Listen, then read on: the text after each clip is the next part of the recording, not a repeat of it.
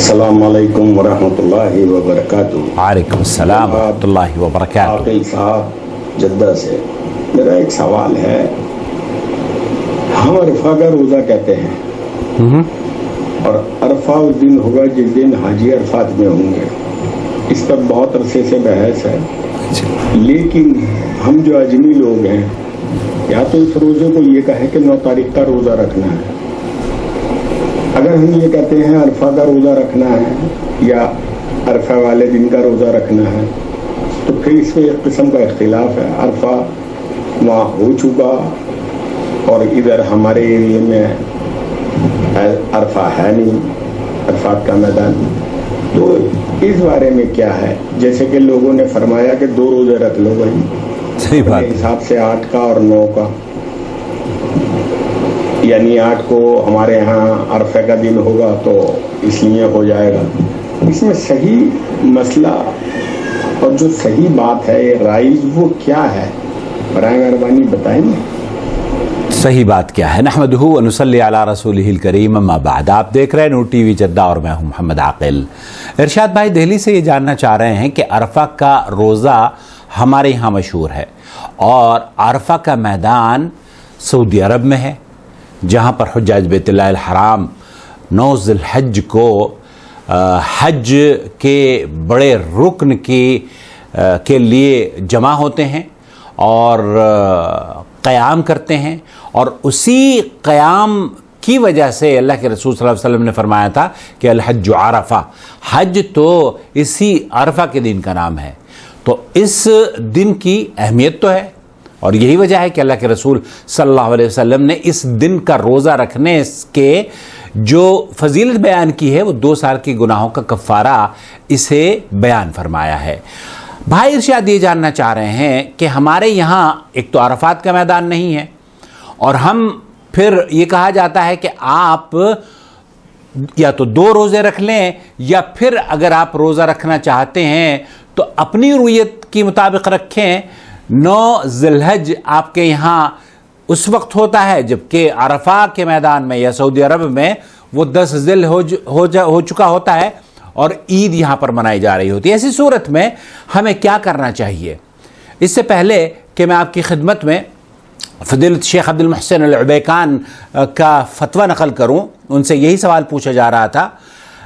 اتنا عرض کر دینا چاہتا ہوں کہ میری اس سے پہلی ویڈیو میں بھی میں نے ذکر کیا تھا کہ اصولی طور پر تو عرفہ کا ہی روزہ معلوم ہوتا ہے، جس کی فضیلت اللہ کے رسول صلی اللہ علیہ وسلم نے اتنی بیان کی ہے کہ 2 سال کے گناہوں کا وہ کفارہ بن جاتی ہے۔ لیکن آیا اختلاف موجود ہے؟ جیسے ارشاد بھائی نے فرمایا، اختلافات کی وجہ سے، اختلافات سے بچانے کی وجہ سے علماء ایک اعتدال کا راستہ یا ماڈریٹ وے اس کو کہہ لیجئے اختیار کرتے ہیں اور کہتے ہیں کہ آپ چلیے قصہ مختصر کیجئے، 2 دن کا روزہ رکھ لیجئے۔ اب سوال یہ پیدا ہوتا ہے کہ یہ 2 دن کا روزہ چونکہ ہمارے یہاں تو عرفہ کا مقام ہی نہیں ہے، عرفہ کا میدان ہی نہیں ہے اور ہم کہتے ہیں اس کو عرفہ کا روزہ ہے، تو یہاں سعودی عرب کے مطابق روزہ رکھا جائے گا یا وہ صحیح روزہ ہے جو کہ بہت سے لوگ ہیں، مجھے علم ہے بہت سے لوگ ہیں وہ سعودی عرب کے عرفہ کے دن روزہ نہیں رکھتے بلکہ 9 ذی الحج کو روزہ رکھنا یہ سمجھتے ہیں کہ رؤیت ہلال کی اختلاف کی وجہ سے، مطالع کی اختلاف کی وجہ سے ان پر اس کی فضیلت اگلے دن ہے، جو کہ ہمارے یہاں یا سعودی عرب میں عید کا دن ہوتا ہے۔ بالکل اسی طرح کا سوال پوچھا جا رہا ہے شیخ عبد المحسن العبیکان، ان سے آپ کی خدمت میں پیش کرتا ہوں۔ السلام علیکم ورحمۃ اللہ۔ وعلیکم السلام ورحمۃ اللہ وبرکاتہ۔ شیخنا الکریم، اعلنت بعض الدول الاسلامیہ عن اکمال شہر ذی القعدہ۔ بہت سے ممالک میں ذی القعدہ کا پورا مہینہ تصور کیا گیا ہے، اسے مکمل کیا جائے گا، 30 دن کا ذی القعدہ ہوا ہے۔ فيكون الوقوف بعرفة ويوم النحر يختلف عن المعلن في المملكة۔ وہاں ان ممالک میں جہاں پر رؤیت اختلاف ہے، رؤیت ہلال کا، چاند کی رؤیت کا اختلاف ہے، ان میں وقوف عرفہ اور سعودی عرب کا یا مکہ مکرمہ کا جو وقوف عرفہ ہے اس میں اختلاف پایا جائے گا، طبیعی چیز ہے۔ ما هي نصيحتكم لعموم المسلمين وغير الحاج الذي أراد صيام عرفة؟ آپ ان مسلمانوں کے لیے کیا نصیحت فرمائیں گے جو کہ سعودی عرب سے باہر ہیں، رؤیت ہلال کی وجہ سے پریشان ہیں؟ وہ کس دن کا روزہ رکھیں اور کس دن عید منائیں؟ أي يوم يصوم إن صام مع المملكة كان ذلك يوم العيد لديهم وجزاكم الله خيرا. عليكم السلام ورحمة الله وبركاته. ما دام أن الوقوف بعرفة أعلن بثبوت رؤية الهلال، جب کہ شیخ عبد المحسن العبیکان یہ فرما رہے ہیں کہ رؤیت ہلال کمیٹی کی طرف سے یا سعودی عرب میں چاند نظر آ گیا ہے اور اس بات کا تعین کر دیا گیا ہے کہ حجاج بیت اللہ الحرام ضیوف الرحمن اللہ کے اس فریضے کو انجام دینے کے لیے 9 ذی الحج اس دن عرفات کے میدان میں قیام کریں گے، اس بات کا اعلان کیا جا چکا ہے في المملكة العربية السعودية، سعودی عرب میں۔ فإن العمل على ما ثبتت به الرؤية. فإن العمل على ما ثبتت به الرؤيا، شیخ فرما رہے ہیں کہ عمل اس چیز پر ہونا چاہیے جس کی گواہی یا جو کہ چاند دیکھنے کے بعد وجود میں آیا ہے۔ وينبغي لكل مسلم في أنحاء فینبغی لکل المسلم، شیخ فرما رہے ہیں کہ ہر مسلمان کے لیے یہ کرنا چاہیے کہ جب چاند نظر آ گیا ہے پوری دنیا میں اسی کو فالو کرنا چاہیے۔ المعمورة أن يعتمد على رؤية المملكة العربية السعودية، پوری دنیا کے مسلمانوں کو سعودی عرب کی رؤیت یا چاند کی کا جو اعلان ہے اس کو قبول کر لینا چاہیے، کیونکہ چاند کا اعلان ہو چکا ہے اور حج کا اعلان بھی ہو چکا ہے۔ وأن يتقيد بذلك وأن يكون العيد واحدا في جميع أنحاء العالم۔ یہاں شیخ فرما رہے ہیں کہ جب سعودی عرب نے حج کا اعلان کر دیا ہے کہ اس تاریخ کو یوم عرفہ ہے، اب مسلمانوں پوری دنیا میں جہاں جہاں مسلمان بستے ہیں انہیں جو بہتر لگتا ہے وہ یہ کہ اس رؤیت کا اعتبار کرتے ہوئے چونکہ اعلان کیا جا چکا ہے اسے تسلیم کرتے ہوئے ہی عرفہ کے روزے کا اہتمام بھی اپنے ممالک میں کرنا چاہیے، اور اسی طریقے سے عید کا اعلان بھی یا عید بھی اسی دن منانی چاہیے جبکہ مملکت سعودی عرب میں عید منائی جا رہی ہو۔ وهذا ما ذهب إليه الإمام أحمد، امام احمد بن حنبل رحمۃ اللہ علیہ کا بھی یہی قول ہے اور یہی موقف بیان کیا گیا ہے رحمه الله، رحمہ اللہ۔ وعدد كبير من فقهاء المسلمين، اور بہت سے فقہاء المسلمین کا بھی جو کبار فقہاء المسلمین ہیں ان کا بھی موقف یہی بیان کیا گیا ہے أنه إذا تمت رؤية الهلال في بلد فعلى كل المسلمين اعتماد مثل هذه الرؤية۔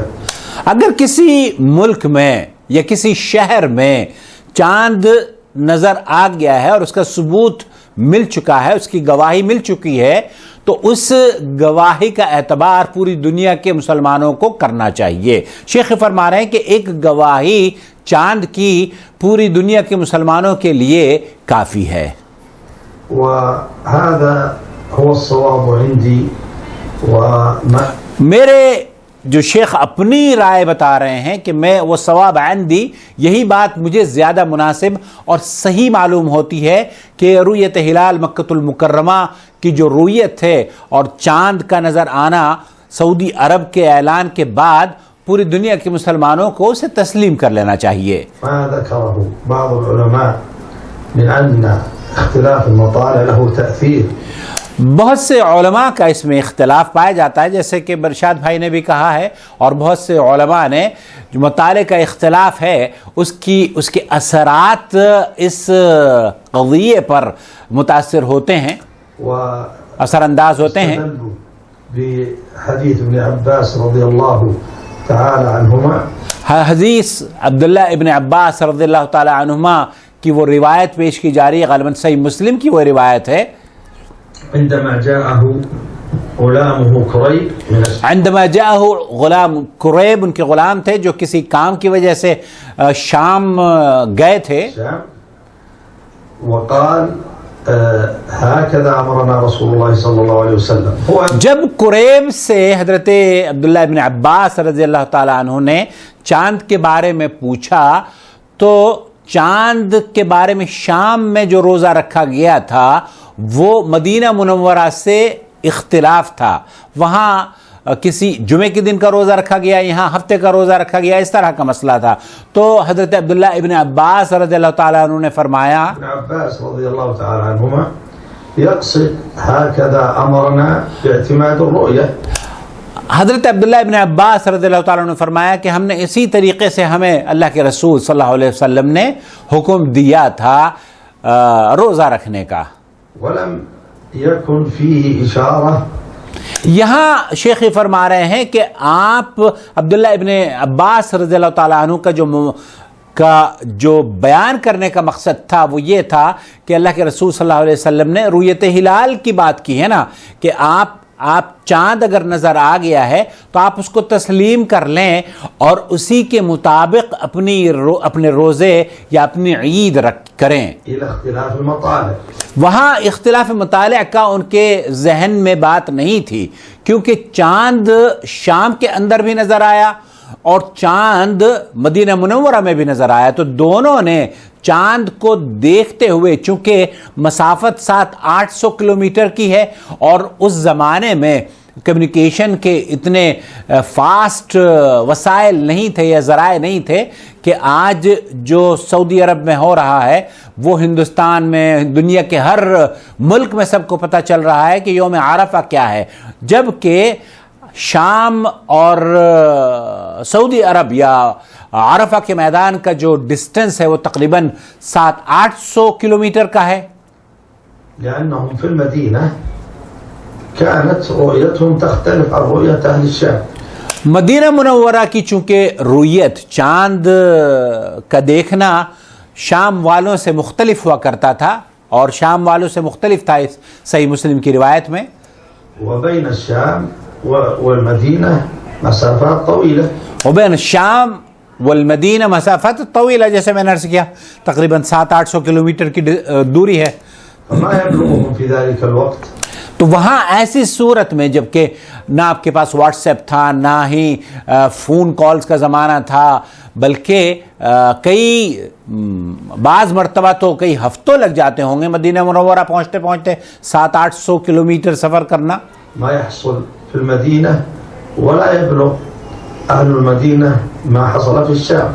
یہاں مدینہ منورہ میں اگر کوئی چاند دیکھ لیتا ہے یا کوئی واقعہ ہو جاتا ہے تو وہ شام والوں کو نہیں پتہ چل سکتا تھا فوراً ہی، اور اسی طریقے سے شام کے حادثات کا بھی یا جو واقع وہاں ہوتے تھے وہ مدینہ منورہ میں ان کی خبر نہیں ہوتی تھی. لیکن اس کے بالکل برعکس آج دیکھیں شام کے اندر کیا ہو رہا ہے ہمیں گھر بیٹھے پتہ چل جاتا ہے، اور آج عرفہ کے میدان میں کیا ہونے والا ہے وہ آپ لائیو یوٹیوب پر اور چینلز پر دیکھتے ہیں. فالمسلم مطالب بأن يعتمد. اب یہاں مسلمان کو یہ چاہیے کہ وہ اس چیز کو ثبوت جس چیز کا مل چکا ہے اس کا اعتماد کرتے ہوئے على الرؤية التي تحصل في بلده لأن هذا هو الذي يستطيعه. اب جس ملک میں آپ رہ رہے ہیں اگر آپ کو دوسرے ممالک کا پتہ نہیں چلا ہے کہ وہاں چاند ہوا ہے یا نہیں ہوا ہے تو جس ملک میں آپ رہ رہے ہیں اس رؤیت کا آپ اعتبار کریں گے، وہی آپ کے لیے ثبوت کے طور پر ہے، کیونکہ چاند وہاں کے لوگوں نے دیکھا ہے، اسی کی گواہی بھی دی گئی ہے. لكن لو علم غيره مثل هذا الزمن. لیکن آج کے دور میں جبکہ سوشل میڈیا نے پوری دنیا کو ایک مٹھی میں بند کر دیا ہے، گاؤں کی طریقے سے ہم ایک دوسرے کو دیکھتے اور سنتے ہیں. انها تمت الرؤيا في بلد فعلى المسلمين جميعا. اب جب کہ پوری دنیا کو اس بات کا علم ہو چکا ہے کہ مکہ مکرمہ میں رویت نظر آ چکی ہے، چاند نظر آ چکا ہے، تو پوری دنیا کے مسلمانوں کے لیے یہ جائز ہے کہ وہ اس رویت کو تسلیم کریں اور عرفہ کے دن کا روزہ اسی روز رکھیں جس روز عرفہ کا وقوف ہوتا ہے، اور عید بھی اسی دن منائیں جس دن مکہ مکرمہ میں یا سعودی عرب میں عید منائی جاتی ہے۔ الاعتماد على تلك الرؤية الشرعية الصحيحة والله أعلم۔ واللہ اعلم۔ خلاصہ کلام یہ ہوا، شیخ عبد المحسن العبیکان یہ فرما رہے ہیں کہ اگر آپ کو رویت کا علم نہیں ہے، جیسے کہ مکہ مکرمہ یا مدینہ منورہ عبداللہ بن عباس رضی اللہ تعالیٰ عنہ میں شام میں کیا ہوتا تھا مدینہ والوں کو خبر نہیں ہوتی تھی، اور مدینہ میں کیا ہوتا تھا شام والوں کو خبر نہیں ہوتی تھی، تو ایسی صورت میں ظاہر سی بات ہے کہ جب خبر نہیں ہے اور چاند دیکھنے کی کوئی اطلاع بھی نہیں ہے، کوئی ثبوت بھی نہیں ہے، تب تو ہم اس کو تسلیم نہیں کریں گے، کیونکہ ہمیں رویت چاند دیکھنے کا حکم دیا گیا ہے۔ لیکن اگر چاند نظر آ گیا ہے اور آپ کو اطلاع بھی دی جا رہی ہے، اور ہمارے یہاں علماء کا اس بات پر اتفاق بھی ہے کہ چاند کا ثبوت اگر مل گیا ہے اور گواہی دی جا چکی ہے، تب اس گواہی کو تسلیم کیا جاتا ہے۔ سوال یہ پیدا ہوتا ہے کہ تسلیم کتنے رقبے کے لوگ یا کس ملک کے لوگ یا کس شہر کے لوگ کریں گے؟ مثال کے طور پر یہاں ہم دہلی کی بات کر لیتے ہیں۔ دہلی میں اگر چاند نظر آ جاتا ہے، یا اگر لاہور کی بات کر لی جائے، لاہور میں چاند نظر آ جاتا ہے، تو لاہور کا اور دہلی کا ڈسٹنس 700-800 کلومیٹر کا ہے، اور یہ ڈسٹنس آج کوئی معنی نہیں رکھتا۔ آج آپ کے پاس واٹس ایپ ہے، فوراً آپ کو پتہ چل جاتا ہے کہ چاند نظر آ گیا ہے یا نہیں آیا ہے۔ تو آیا لاہور کے چاند دہلی میں قبول کیا جائے گا یا نہیں؟ ڈھاکہ میں چاند نظر آیا ہے، وہ دہلی میں قبول کیا جائے گا یا نہیں؟ یہ صرف اس لیے منع کر دیا جائے گا کہ جناب یہ تو بنگلہ دیش میں چاند نظر آیا، یہ ہمارے ملک کا چاند نہیں ہے، یہ افغانستان میں چاند نظر آیا، یہ ہمارے ملک کا چاند نہیں ہے، اور یہ کیرلا کا چاند ہے۔ تو کیرلا کے چاند کو بھی ہمارے ہاں ہندوستان میں بہت سے ایسے لوگ ہیں جو کہ تسلیم نہیں کرتے، حالانکہ یہ بات سمجھ سے باہر ہے۔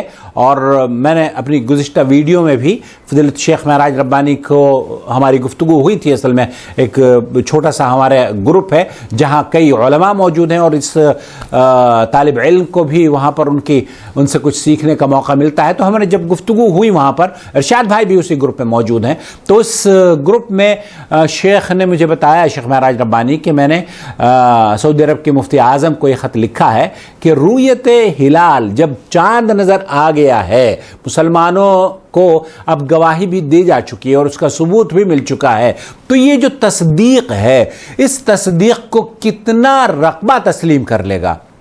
بہت سے لوگ کہتے ہیں کہ جناب 1000 کلومیٹر تک یا 2000 کلومیٹر تک۔ ارے بھائی یہ کیسے ممکن ہے جب کہ آپ اگر اس کی باؤنڈری لگاتے ہیں کہ 2000 کلومیٹر تک اس کو تسلیم کیا جائے گا، تو یوں سمجھ لیجئے کہ آپ نے اس کا دائرہ جو ہے وہ محدود کر دیا ہے۔ بہرحال اس سے قطع نظر آپ کو اختلاف کا حق حاصل ہے، لیکن شیخ عبد المحسن العبیکان اور ڈاکٹر خالد المصلح وغیرہ کا موقف، جو میں نے ہمارے ایک دعوت سینٹر کے شیخ حمادی بھی ہیں، ان سے بھی میری گفتگو ہوئی، تو انہوں نے کہا کہ رویت ہلال مکۃ المکرمہ کو اگر تسلیم کرتے ہیں پوری دنیا کے لوگ، تو یہ ان کے لیے اتحاد اور اتفاق کا باعث بنے گا، اور اختلافات سے چھٹکارا مل جائے گا، اور ایسا لگتا ہے کہ قرآن و سنت کے عین مطابق عمل ہوگا۔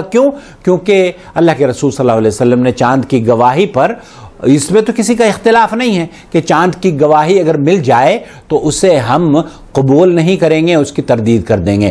چاند کی گواہی مل گئی، آپ کو چاہے وہ فون کے ذریعے ہو۔ میں ابھی محدث کا فتویٰ دیکھ رہا تھا، محدث لاہور کا، انہوں نے کہا کہ چاند اگر فون پر بھی گواہی دے دی جائے تو اس کو بھی تسلیم کر لیا جاتا ہے، کیونکہ فون کی گواہی بھی تحریری طور پر گواہوں کی طرز پر قبول کی جاتی ہے۔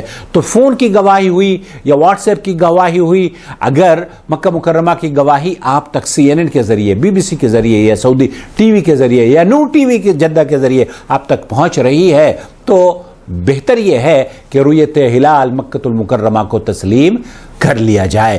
خلاصہ کلام میرے محترم، میرے عزیز، میرے دوست، میرے بھائی، یہ ہے کہ آپ کے لیے بہتر یہ ہے کہ اس روز روزہ رکھیں جس روز وقوف عرفہ ہے، لیکن اگر آپ اختلاف سے بچنا چاہتے ہیں تاکہ آپ اس پریشانی سے نہ گزریں تو دونوں دن رکھ لیں۔ یہ اکثر اہل علم کا موقف ہمارے یہاں آپ نے سنا ہوگا، اور میری ویڈیو میں بھی شاید آپ نے یہی دیکھا ہوگا۔ وصلی اللہ علی نبینا محمد وعلی آلہ وصحبہ اجمعین۔ اس سلسلے میں براہ کرم اگر آپ ایک تو یہ کہ ویڈیو کو لائک بھی کریں، دوسرے یہ کہ اپنی رائے کا اظہار بھی کریں اور اس ویڈیو کو شیئر بھی کریں۔ السلام علیکم ورحمۃ اللہ وبرکاتہ۔ اللہ ولی الذین آمنوا یخرجهم من الظلمات إلى النور والذین كفروا أولیاؤهم الطاغوت یخرجونهم من النور إلى الظلمات أولئك أصحاب النار هم فيها خالدون۔